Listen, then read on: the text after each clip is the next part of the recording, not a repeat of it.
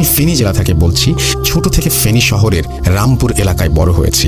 সেই সুবাদে আমার পরিচিত মানুষজন সব রামপুরের দিকে ছিল। আমার বাবা কোনো এক কারণে 2015 সালের প্রথম দিকে আমাদের বাসা পরিবর্তন করে নিয়ে আসেন মহিপালের আনসার ক্যাম্পের বিপরীতে। সেই সুবাদে আমরা ওখানে থাকা শুরু করি। তবে মহিপালে আমাদের কেউ পরিচিত না থাকায় আমি প্রায়ই হাইওয়ে দিয়ে হেঁটে পুলিশ কোয়ার্টারের দিকে রামপুর এলাকায় চলে যেতাম বন্ধুবান্ধবের সাথে আড্ডা দিতে।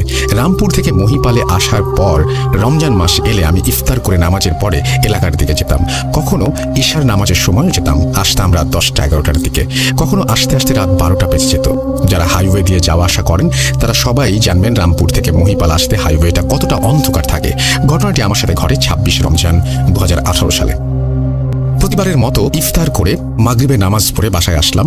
কিছুক্ষণ ওয়াজ গজল শোনার পরে 7টা 25-এ বাসা থেকে বের হলাম এলাকার দিকে যাব বলে। মহিপালে মসজিদ আছে, তবে আমি মহিপালে একটা দিনও তারাবির নামাজ পড়তাম না।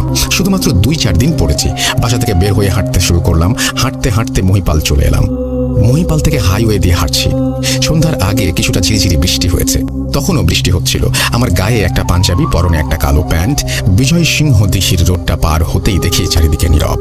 যত সামনে যাচ্ছি আশেপাশে একটি দোকানও খোলা নেই। হাইওয়ের ওপাশে 2-4টা টঙের দোকান ছিল, তাও বন্ধ। কোনো মানুষই নেই। অন্যদিন মানুষের আনাগোনা থাকে, শুধু হাইওয়েতে গাড়ি চলছিল। যদি কোনো ছিনতাইকারী আমাকে ধরতো, চিৎকার করলে ও মানুষ শুনতে পেত না। আমি এক মনে হাঁটতে হাঁটতে চারিপুর স্কুলের সামনে চলে এলাম। তখনও বৃষ্টির ফোঁটা পড়তে লাগলো। মনে মনে ভাবতে লাগলাম, গতকালই তো রামপুর গিয়েছিলাম, তখন এত নীরব ছিল না, দোকানপাট বন্ধ ছিল না, কি ব্যাপার আজ সবকিছু তো নীরব কেন? নিজেকে প্রশ্ন করতে লাগলাম। যাই হোক, আমি চারিপুর স্কুলের সামনে দাঁড়ালাম রাস্তা পার হওয়ার জন্য। সামনের দিকে তাকালাম, হাইওয়ের ওপাশে কোনো দোকানই খোলা নেই। দোকানগুলো সব বন্ধ। 2-1টা মানুষ দেখলাম পুলিশ কোয়ার্টারের রাস্তা থেকে বামে অন্য রাস্তা দিয়ে ঢুকে পড়লো। হাইওয়ে দিয়ে বড় বড় গাড়িগুলো আসা যাওয়া করতে লাগলো।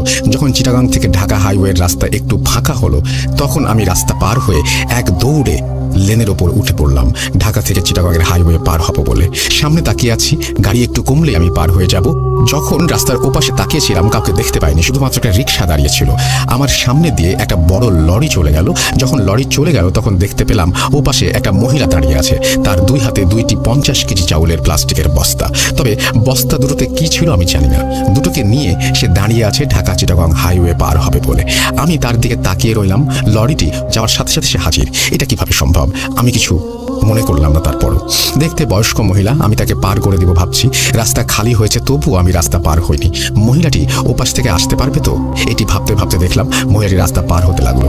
রাস্তা পার হয়ে সে আমার সামনে এসে দাঁড়ালো। মহিলার গায়ে একটি কালো বোরকা, মাথায় হিজাব দেয়া। হিজাবটা এত বড় যে তার হাত দুটো দেখা যাচ্ছে না, তার পাও দেখা যাচ্ছে না। উচ্চতা আনুমানিক 4 ফুট হবে। হিজাবের ওপর দিয়ে দেখলাম মাথা থেকে চিবুক পর্যন্ত সাদা একটি চিকন কাপড়ে মোড়া। মহিলাটির সামনে মুখটা কালো কাপড়ে ঢাকা। হাত দুটো বস্তার নিচে রাখলো। বস্তা দুটো রেখে আমার দিকে তাকালো। বিশ্বাস করবেন কিনা জানি না, তখন আশেপাশে কোনো মানুষ ছিল না। আমি মনে মনে ভাবতে লাগলাম, মহিলাটি কে? আমার সামনে এসে কেন দাঁড়ালো? আমি এক দৃষ্টিতে তাকিয়ে রইলাম। মহিলাটির দিকে তাকিয়ে আছি, কিন্তু তার মুখমণ্ডল কিছুই বোঝা যাচ্ছে না। তার মুখটা মনে হলো ফুটবলের মতো গোল, চোখ দুটোও বোঝা যাচ্ছে না। আমি কোনো কিছুকে অস্বাভাবিক মনে করলাম না, একটু ভয় পেলাম, কারণ আমি মনে করছি মহিলাটি আমাকে চেনে।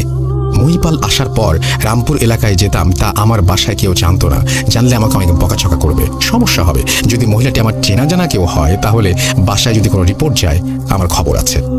বলা নেই কওয়া নেই, মহিলাটি আমাকে জিজ্ঞেস করলো, কই যাস? আমি বললাম, মসজিদে যাচ্ছি।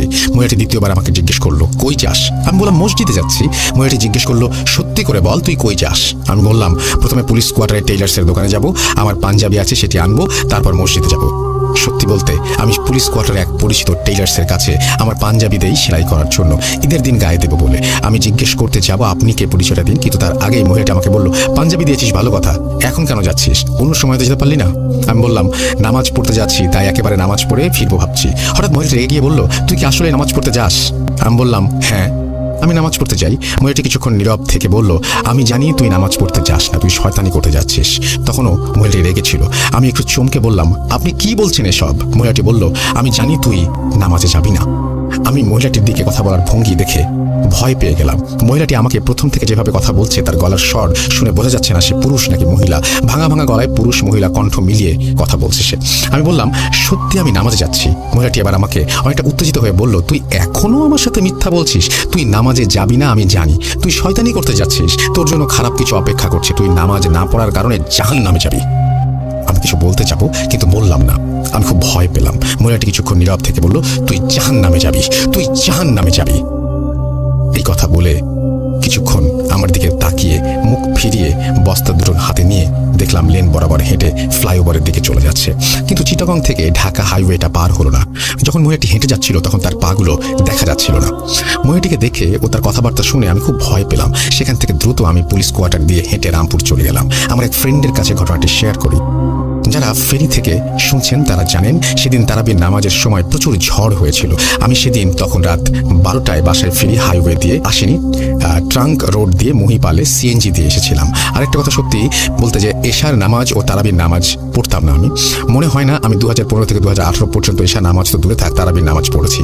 যতদিন এলাকায় গিয়েছি শয়তানি করতাম, বন্ধু বান্ধবদের নিয়ে আড্ডা দিতাম। তবে রমজানে ফজর, জোহর, আসর, মাগরিব সব নামাজই পড়তাম। এই ঘটনার পর আমি তার পরের বছর থেকে আর তারাবি নামাজ বাদ দেয়নি। এখন নিয়মিত তারাবি নামাজ পড়ি। মহিলাটি কে ছিল, কেনই বা সেদিন আমার কাছে এসেছিল জানি না। সে কি মানুষ নাকি জিন তাও জানি না।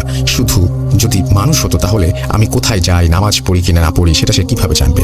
আর এই কথাটা আমার সব সময় মনে পড়ে, তুই জাহান্নামে যাবি। পরের বছর আমি মহিপালে একজন বড় হুজুরের সাথে ঘটনাটি শেয়ার করি। হুজুর বলেছিলেন, আপনার সাথে যা ঘটেছে তা কোনো মানুষ ছিল না, এটি কোনো ভালো জিন ছিল। আপনি তারাবির নামাজ পড়েন না, তাই আপনাকে সাবধান করতে এসেছিল যাতে আপনি তারাবির নামাজ পড়েন। হয়তো সে ওই পথ দিয়ে ঘোরাফেরা করে, আপনি ভয় পাবেন না। ঘটনাটি অনেকের কাছে গল্পের মতো মনে হবে। যদি আলেম বা হাফেজ আমার ঘটনাটি শুনেন তাহলে কমেন্ট করে জানাবেন। তারপরে তিনি তার নাম লিখেছেন, কিন্তু তিনি তার আগেই লিখেছেন, আমি আমার নাম ঠিকানা প্রকাশে অনিচ্ছুক। আমি আপনাকে একটা কথা বলতে চাই, আমি বিজ্ঞ কেউ না, আমি জাস্ট ধারণা করে বলছি, যদিও আমার ধারণার কোনো মূল্য নেই। তারপরে এটা আমার জাস্ট ব্যক্তিগত ধারণা। হতেই তো পারে যে এই মহিলাটি সামহাও, বা এটা হচ্ছে এই মহিলাটি সামহাও আপনার পরিচিত, আপনারই কাছের কেউ, আপনার ওই এলাকার বন্ধু বান্ধবের কেউ যিনি আপনাকে চেনেন, বা সামহাও আপনার এই সম্পর্কে জানেন, তিনি হয়তো আপনার সাথে এরকম করেছেন। এখন কথা হচ্ছে যে পরিচিত মানুষ হঠাৎ করে সামনে এসে আপনাকে এরকমভাবে বকাঝকা করার কথা না। এটা অনেক সময় এরকম হতে পারে যে বন্ধু বান্ধব সে যে আপনাকে এভাবে ভয় দেখাচ্ছে, বা বন্ধু বান্ধব আবার বোরখা পরে ভয় দেখাবে, সেটাও খুব অদ্ভুত ব্যাপার। এবং আপনি বলছেন 4 ফিট, আপনার বন্ধু বান্ধব কোনো 4 ফিটের কোনো বন্ধু বান্ধব আছে বলে তো আমার মনে হয় না। তো যাই হোক, সব কিছু মিলিয়েই ব্যাপারটা একটু গোলমেলে। তবে আমার কাছে খুব অস্বাভাবিক যদিও লাগেনি। আমি এইটা নিয়ে সত্যিই কমেন্ট চাই আপনাদের আজকে। আপনারা কমেন্ট করে জানান যে আপনাদের কাছে এই ঘটনাটি শুনে কী মনে হলো।